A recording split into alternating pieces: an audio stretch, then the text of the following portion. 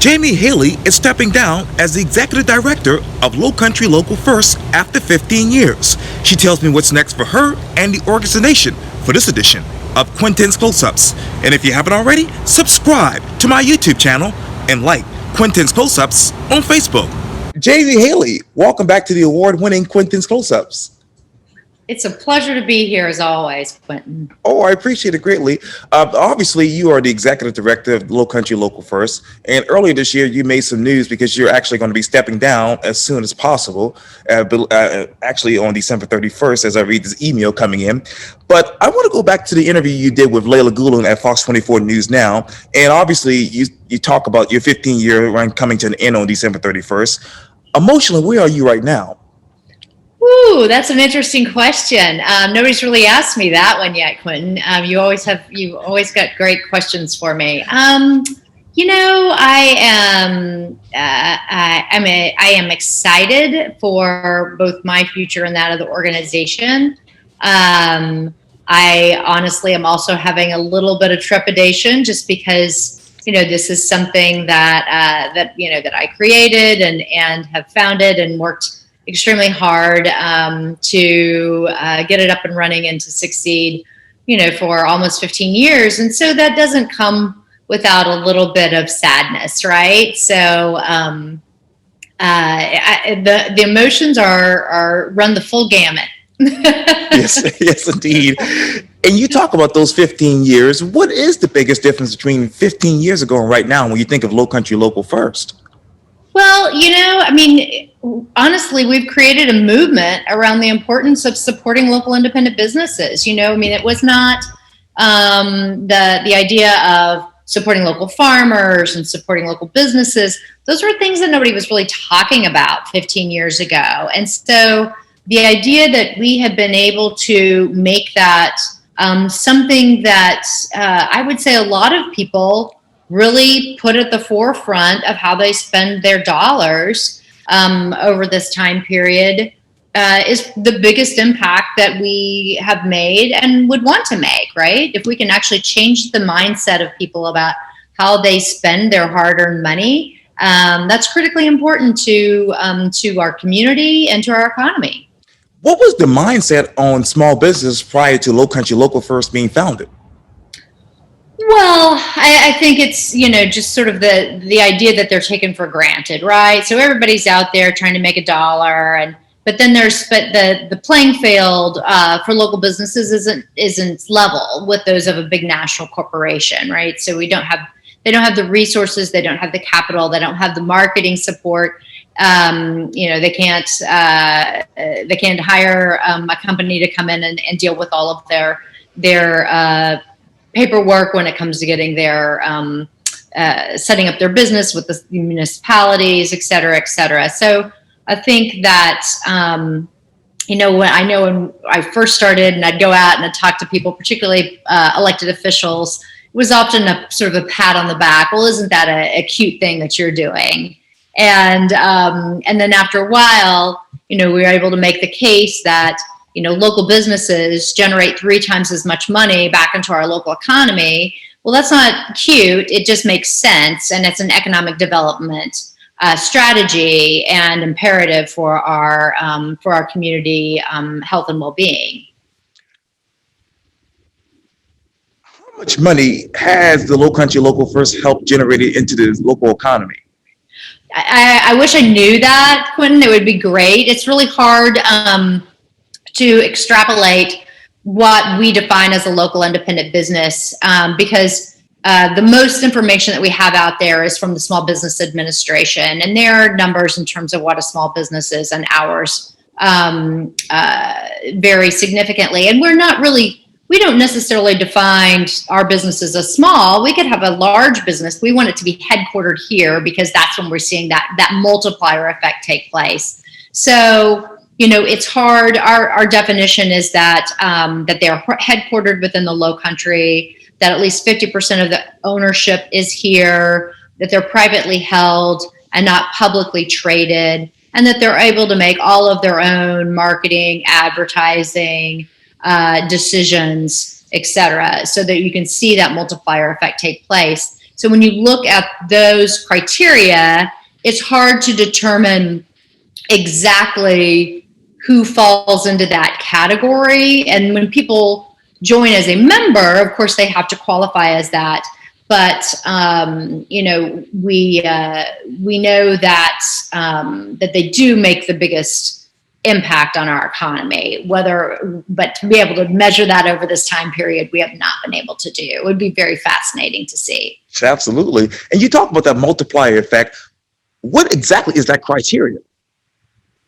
For creating that multiplier? Yes, ma'am. So if I, for example, if I am a restaurant, restaurants are always the easiest example to use.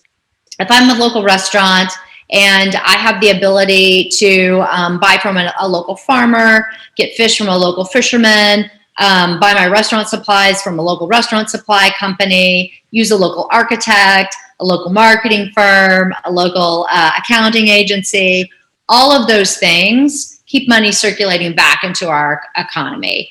If I'm a chain restaurant, then somebody else is dictating where those products and services come from, and so you don't have that same multiplier. Now, those products and services, who are dictating that here in the Lowcountry? Well, the business owner is, right? So we have the opportunity to influence that business owner, and that business owner understands the value of creating those relationships. They know that, if I'm going to do if I'm going to get my legal services from a local attorney, that when they're taking clients out to dinner, they're going to come to my restaurant because they want to see me succeed. So we're all, we call it the relationship economy because we're all sort of invested in each other's success, right? Yes, ma'am, absolutely. And you talk about those relationships. How important are they right now? Oh, gosh. I don't think that there's a time when they've been more important than right now.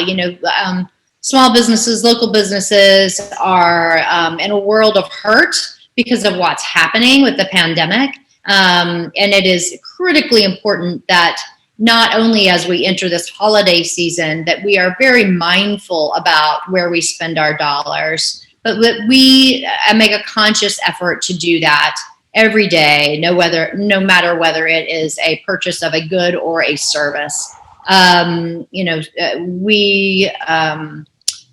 Most small businesses are hanging on by a thread right now. I mean, I think it's just a matter of trying to keep their doors open, the bills paid, and very few are actually making a profit at this time and hoping to get to the other side of this, ideally by next summer. And you talked earlier about obviously circulating the money. Where exactly has the money been circulated the most here in the Charleston area? Well, when you think about who can have the biggest impact on recirculating money, I mean, all local business has the opportunity to do that, right? A tech company probably less so than a restaurant. Tech companies don't typically get a lot of goods and services outside of their own four walls. While they might pay higher wages, so their employees are able to make those purchasing decisions locally. But in terms of what type of business makes the biggest impact, I would say it's the restaurant community, the food and beverage community, which is why we're seeing so much attention, particularly during this time, around that food and beverage industry, because it's not just that restaurant that's being impacted. It's that farmer, it's that wine distributor, it's that, restaurant supply person. All of those businesses are being impacted. Now, the current wages, what exactly are those for the food and bev industry here in Charleston? Well, I think it varies greatly, and I think that's a challenge that that the restaurant industry is looking at right now, right? Because we can't. The state has not increased the minimum wage in South Carolina, and the minimum wage is certainly not a living wage. The cost of living in Charleston is very high. And so I think it depends restaurant to restaurant on what they pay. And so that's hard for me to be able to say exactly what that is. But I would hope that during this time that the restaurant owners are looking at how people are being paid. I think that the fact that when people went on unemployment and they were getting that additional $600 a week, made a lot of people re-examine how they're paying their employees and what type of benefits. I think a lot of restaurants are offering more benefits than they used to. Didn't used to be that, you could get health insurance if you worked at a restaurant. And now that's something that more and more restaurants are starting to do. So I think that that is something that needs to be looked at in terms of providing good quality jobs for individuals in an industry that has really flourished in the Charleston area. What else should they re-examine when it comes to those benefits? Well, I think they're being forced to re-examine some of those things, right? I mean, we were, before the pandemic, restaurants. We had so many restaurants opening up, and they were really having a struggle hiring. And so I think that sort of forced people to re-examine the benefits that they were looking at. I know that there's some that have offered, some ability to have some sort of ownership in the business if you're in a management position, which I always think is a great idea. Anytime people have skin in the game, right, then they're more interested in seeing that business succeed rather than if they're just getting a paycheck. And if it succeeds, it succeeds. If it doesn't, they still get their paycheck. I think that we're seeing that there are a couple of restaurants that I've heard are actually trying to help provide down payments for people to purchase homes, which is great, and also increasing the salaries, as well as, like I mentioned before, offering healthcare benefits. So that's turnover is expensive. No matter what industry you're in. So the more you can avoid turnover by treating your people well, and really, I think beyond the monetary component that is, of course, important, is giving people the opportunity to express their ideas and how they might better the business, right? So it doesn't matter if you're a dishwasher and you see a lot of waste that you could bring to the attention of that owner. That's a huge benefit to that owner because they're not seeing that. Or if it's that you are somebody who's that you're waiting tables and you recognize a need to offer something different on the menu. So I think that there's everybody has a role to play in contributing to the success of any business. And I want to go back to the interview on Fox 24 News now. You said that you obviously talked about restoration and reflection. What have you been able to restore within the Lowcountry Local First? And what was your process personally when you reflected on what you have done there so far? So did you say restore? Yes, ma'am.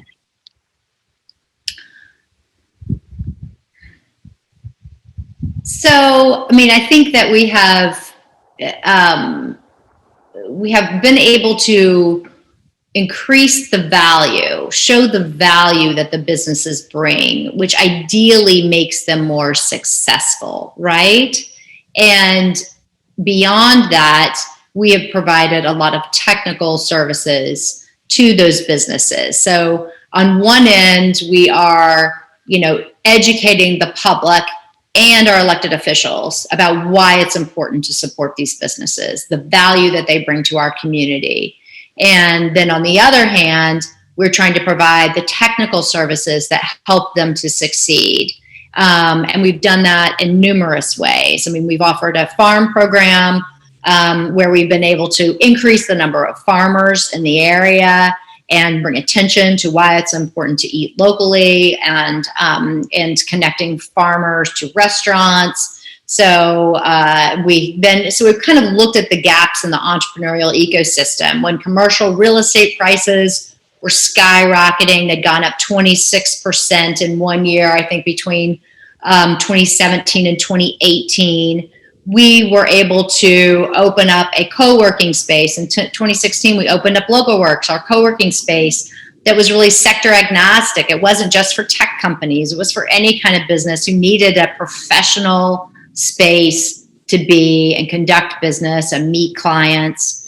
And then last year, we started Good Enterprises to really help create generational wealth for entrepreneurs who have a great idea but really didn't know where to go to find out how to turn that idea into an actual business. And so since that time, we're getting ready to graduate 2 classes this Saturday.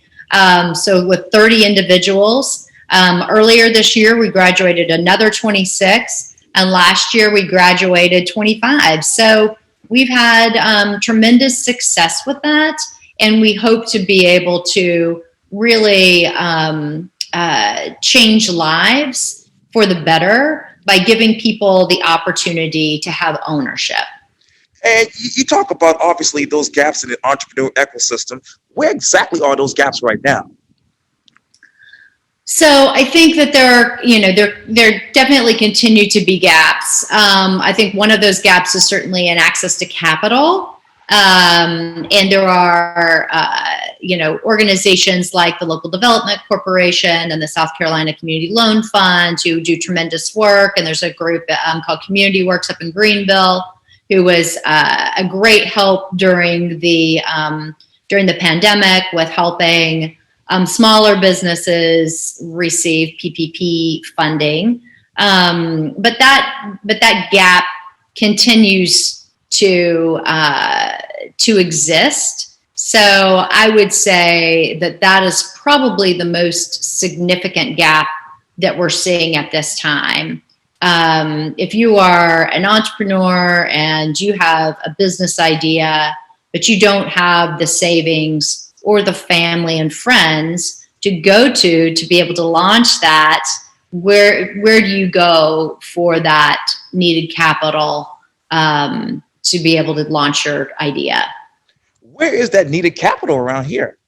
I don't know. That's a great question. I think that's something that we need to figure out. And like I said, the LDC and the Community Loan Fund do a great job. But those are typically higher interest loans, right? So I think that there is an opportunity for a fund to be established that is more of a sort of a friends and family, although not necessarily friends and family type of loan, where it's low to no interest, and maybe there's smaller micro loans that help that business sort of incrementally get to where they need to go before they can be prepared to take on a traditional loan with a bank or with one of the CDFIs in the area. What, for those people who don't know, actually, what exactly is a traditional loan? So a traditional loan would be something that a bank would provide, right? So that would be what I would call a traditional loan. A lot of times with the CDFIs, like the Local Development Corporation, you have to be turned down by the bank in order to get a loan from them. That's not the case with every CDFI, but that is traditionally the case because they're trying to bridge that gap between those who are qualified for a bank loan and those who are not qualified for a bank loan. And let me ask you this too, obviously, Jamie. How do you establish generational wealth here in Charleston? Well, we do it through entrepreneurship. I believe that just like home ownership matters, business ownership matters, right? So if you own a business and you have a family and you are able to successfully run that business, that ideally you can pass along to your children, then you're creating generational wealth. Just like if I own a home and when I pass away, my children might inherit my home, right? So it's the same type of generational wealth building as home ownership is. And that's why it's imperative that we try to help make these or help support the success of these businesses. Yes, indeed. And speaking of building, when I watched your interview with Layla, you basically say, hey, you started Lowcountry Local First with a grassroots movement. What is that like right now in the era of COVID? Yeah, it's a lot harder. It's, gosh, I'm such a people person. I love to be out around like you Yes. know, I know you're the same way, and sort of like, being able to actually see people and talk to them in person and get their, not just what the words are that are coming out of their mouth, but their body language as well tells a whole lot about how somebody is doing, and helps build that trust too, right? Which is a difficult thing to do during this time. I think that the way we've been able to do it is by continuing to message and support the local business community in a multitude of ways, and we've done that by no matter who it is, if they've reached out and they needed help with PPP, we have provided that support or pointed them in the direction of somebody who can. Personally calling people's banks and saying, hey, I've got somebody here who's trying to get through to you. Who should they talk to? Right.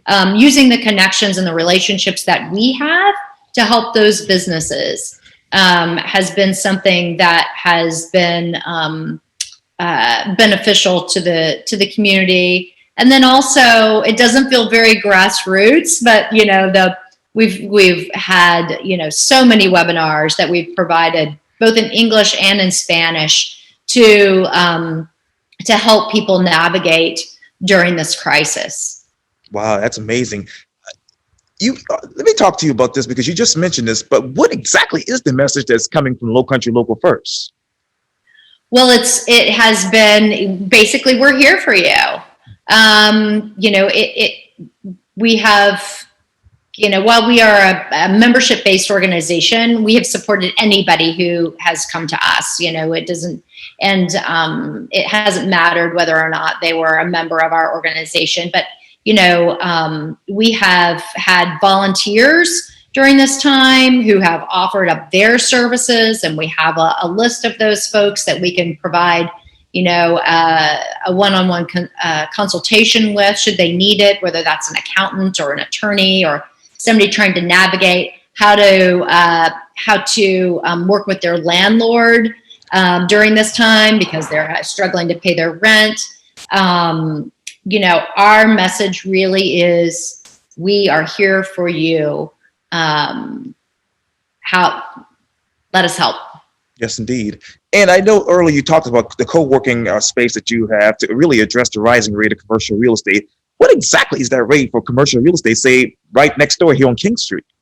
Oh, well, so King Street for retail, goes probably anywhere from, $50 a square foot up to $100 a square foot, depending on where it is. I would imagine that since we're seeing a lot of empty retail right now, that those prices will start to level out. But we also have a lot of people who have come into the area and purchased real estate at the height of the market. And so they've got investors that they're trying to please. And so it's going to be interesting to see if they feel like it's more beneficial to leave those spaces empty and see if the market readjusts after the pandemic back up to a higher level, or if they're more interested in getting in a business and working with them on those and negotiating a lease that actually works for that business. Yeah. And I know you're not privy to all of this, but what have you heard as far as negotiating a lease right now in the middle of COVID? It's dependent. I've heard everything. It really depends on the business, and it depends on the landlord.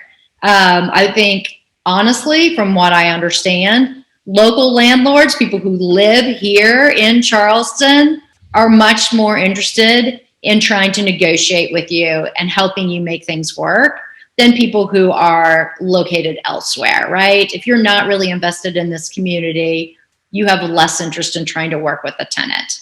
So I have heard some really positive stories about people who have had a good experience with their landlord working with them, and then some not so positive stories. So, And let me ask you this on a generalization, from a generalization standpoint, that is, how will the Lowcountry Local First be invested in this particular community 5-10 years from now? how will it be? Yes, ma'am. Well, I think that's really for the next leader of Lowcountry Local First to determine. I think our strength has been to identify those gaps, right, and to either partner with other organizations who are specifically working in that area, or to fill that gap ourselves. We like to think of ourselves as a think tank / incubator of good ideas that help support a strong local economy. And I think it'll be interesting to see what the community looks like a year from now, and what the biggest needs are. And what are the needs right now, Jamie? Well, I think the needs are right now, we need another federal relief bill to be passed. There's no doubt about that. In order to make sure that these businesses make it to the other side of this pandemic. Because we're going to see, from all accounts, until the vaccine is available to everybody, we are going to see a difficult first quarter of 2021. And so there's no doubt that the immediate thing that the business community needs is a relief bill, another PPP, and potentially another stimulus check. So I would say that is what we immediately need. I think it's also an opportunity for the municipalities to look around them and see what they can do better in terms of supporting the local business community. What have we learned, and how can we better respond in the future? And how can we ensure that we maintain the sense of place that we love about being in the low country, right? Yes, indeed. And sorry about the delay in the Zoom, but let me ask you this last question. What have you learned thus far, and what do you hope that, how would the Lowcountry Local First, that is, better respond to such situations such as COVID in the future? I've learned a lot. I've learned a lot about myself personally, and I've learned a lot about how government works at a federal, state, and a local level, from being on the phone with people every single week.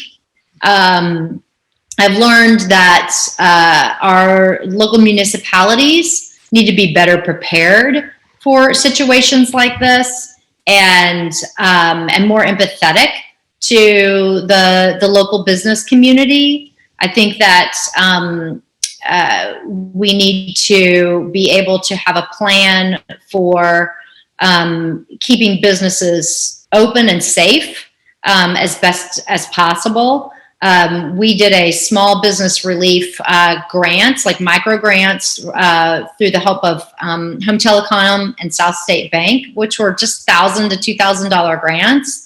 And it was amazing. We had over 200 people apply for these grants. And it's amazing what that amount of money can mean to a small business owner. And a lot of those people, a lot of the businesses that applied were people who would traditionally do farmers markets, or, so how can we provide a safe place for people to be able to support those businesses? So I think that that's one thing that we have learned, there needs to be a plan in place for unprecedented times. Nobody plans for a pandemic, which is, I guess, understandable. Federally, they should be, but locally, I suppose that we should be as well. I've learned that that the team at Lowcountry Local First is phenomenal. I already knew that they were great, but they are phenomenal. They worked tirelessly during this time to provide services and support and consultation to local businesses and nonprofits, and that they are an extremely committed group of people, which makes my stepping away from the organization much easier to be able to do, because I know the organization is in great hands. Now, how many nonprofits are there in the Charleston area? Oh gosh, I used to know that number and I don't anymore, but it's a lot.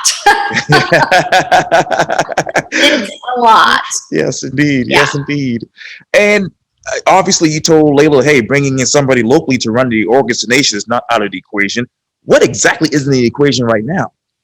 So there's a search committee. The board, we have a board of directors, of course, and the board has formed a search committee, and they are in the process of looking at different search firms. And I think that they're just going to cast a wide net.